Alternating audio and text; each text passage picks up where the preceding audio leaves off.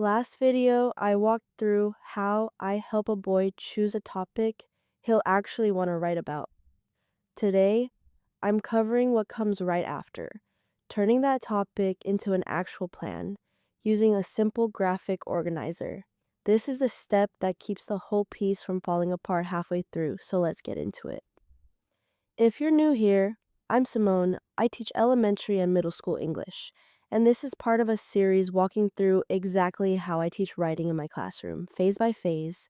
If you haven't seen the last video on choosing a topic, I'll link it in the description. But the short version is he should already have a topic he talked through and knows he has plenty to say about. That's what we're outlining today. Here's the problem when a boy skips straight from topic to writing. He starts strong, and then 2 sentences in, he doesn't know what comes next. So he either stalls out or the piece wanders in a direction that doesn't actually connect to where it started. A graphic organizer fixes this before it happens. It's not about making the writing sound fancier, it's about giving him a map.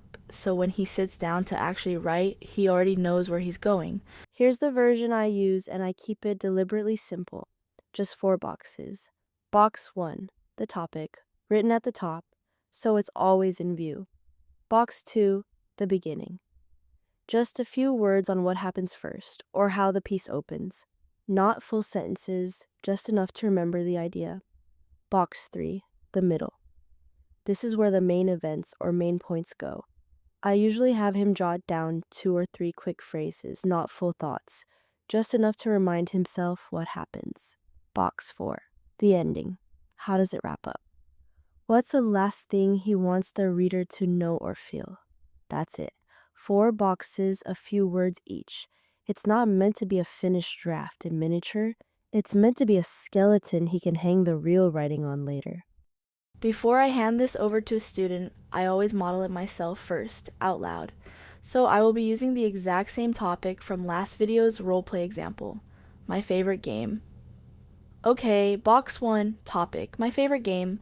Easy, that one's done. Box 2, the beginning. How do I want to start this off? Let me think. I could start with why I even started playing it in the first place. Like my cousin showed it to me and I was hooked after the first level. Yeah, that's a good beginning. I still remember the first time I played this game. Box 3, the middle. What are the 2 or 3 things I actually want to talk about? Let's see. I want to talk about my favorite level. I want to talk about the character I always pick, and maybe the time I finally beat the hard boss everyone struggles with. Okay, 3 quick phrases. Favorite level, my main character beating the boss. Box 4, the ending. How do I want to wrap this up? What's the last thing I want someone to think after reading this? Probably something like, this game is still my favorite because I'm always finding something new, even after playing it so much. That's the whole organizer, filled out in under a minute. 4 boxes, a few words each, and I never once sat down to write anything. I just talked it through and jotted down the key words as I went. Now here's how I actually walk a student through filling this out himself. I don't hand him the blank organizer and walk away. I ask him questions, 1 box at a time, and let him answer out loud before he writes anything down. For the beginning, I'll ask, how do you want to start this off? What's the first thing you want the reader to know?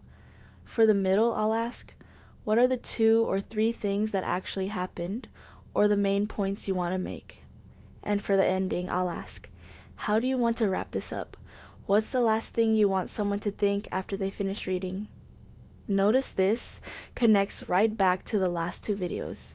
He's talking it out before he commits anything to paper, and he's only writing down a few words at a time, not full sentences. The organizer isn't extra work on top of everything else. It's really just a place to park the talking he's already done. The middle box is usually where boys get stuck because it's the biggest Vegas section.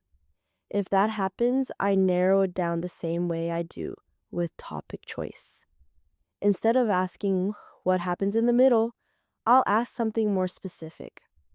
What's the first thing that happens? And then what happens right after that? Breaking the middle into a sequence of small questions, one at a time, almost always gets him further than one big open question about the middle of the story.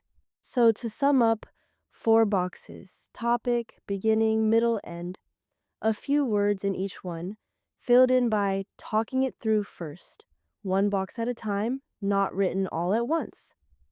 Next video, I'm covering phase 3, how I teach writing an introduction using a hook, so that plan in the organizer turns into an opening sentence that actually pulls a reader in.